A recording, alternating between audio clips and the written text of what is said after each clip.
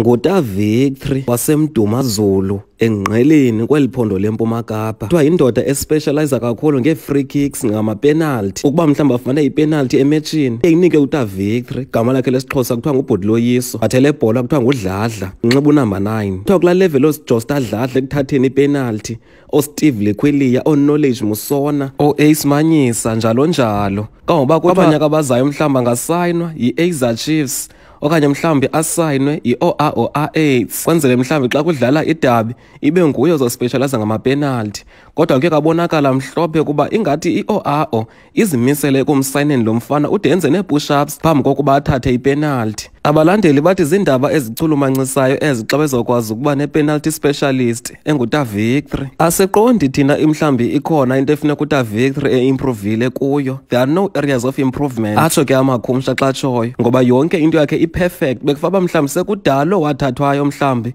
kwizinto ezifana no-Nedbank Kiona, athathe nakwi-developments nakwi-playoffs amanefakwa kwezi team zidlala phaa kwi-NFD okanye phaa kwi-ABC Motsepe, ngoba uyabonakala lo mfana lokuba ikamva lakhe liqaqambe kakhulu kwaye ingomso kulo ingathi liyaqaqamba. Uyawunqandwa ziinkwenkwezi indlela lesibona ngayo. Abantu balapha ke eMdumazulu apha engqeleni bathi kudala bamazi uVictory, kudala bekhomenta ngaye kangoba uceba sesukomxhela ihagu wamnika izongo kuba litye yedwa ngenxa yokuba egudi kakhulu ebholeni.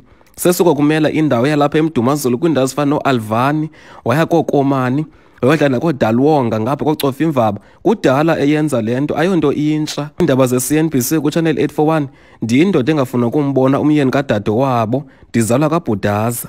Ake sijonge phaa uVictory xa zaqala ulungisa phaa esithi ufuna uthatha penalty. Ucinga ntoni nabhara ngalo mfana uVictory? Lithini ikamva lakhe? Hayi, ndiyambona Tamtura uLoyiso. uLoyiso kaloku ngumfana, uyakhumbula wayedlala naseTsholombwe. Sesuka nakwindawo ezifana noKing, emele kwale ndawo yaseMdumazulu. Uyabonakala nje uba unekamva eliqaqambileyo kakhulu uLoyiso. Kangoba abantu balapha eMdumazulu nam bendinomdla mhlawumbi wokuke ndibabone uba bazawuthini mhlawumbi in case asayine zii-developments la maqela athe akhankanywa ngaphambili. Kodwa ikamva lakhe liqaqambe kakhulu uLoyiso, kangoba ndiyamkhuthaza maqhubekeke nento ayenzayo.